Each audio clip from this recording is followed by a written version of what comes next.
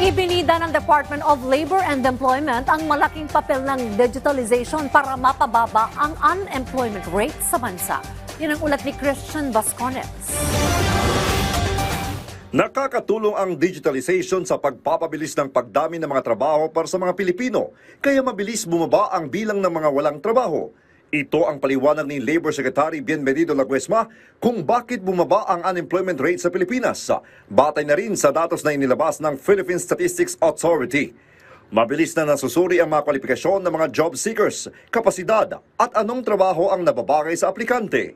Malaking bagay ang naitulong po nitong direktiba ng ating Pangulo at isinasagawang hakbangin na hindi lamang ng DOLE pati yung ibang mga departamento may kinalaman sa digitalization. Kasi naririyan yung pagkakataon na makita mo beforehand anong mga available na trabaho nang sa ganon maitugma natin, mai-match natin ang available na kasanayan ng mga manggagawa na maaring first-time job seekers o kaya naman ay manggagawa na sa ngayon pero naghahanap pa rin ng mas mataas na antas ng trabaho.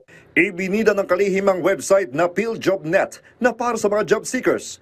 Dito maaaring makita ng mga aplikante ang salary rate, qualifications at job description. Maaari ring makita dito ang schedule ng mga job fairs, trainings, career advocacy at ang listahan ng mga accredited employers.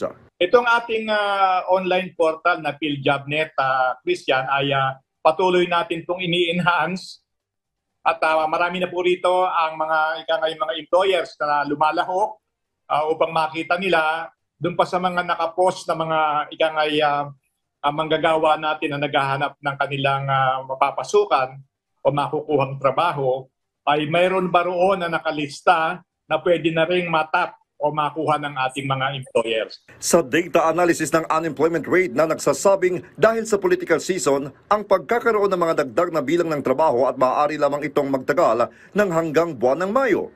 Ani Laguesma, normal lamang na pabago-bago ang employment rate sa bansa dahil isa ito sa karakter ng labor market kung saan nagkakaroon ng seasonality ang availability ng trabaho. Bahagi po yan o karakter po yan ng ating labor market. Kaya in place naman po yung mga programa ng pamahalaan na tutugon upang nang sa ganon, hindi naman po magkaroon ng malaking pinsala sa larangan po ng paggawa, lalo na pa may kinalaman po sa employment rate ng ating bansa. Christian Vasconez para sa Pambansang TV sa Bagong Pilipinas.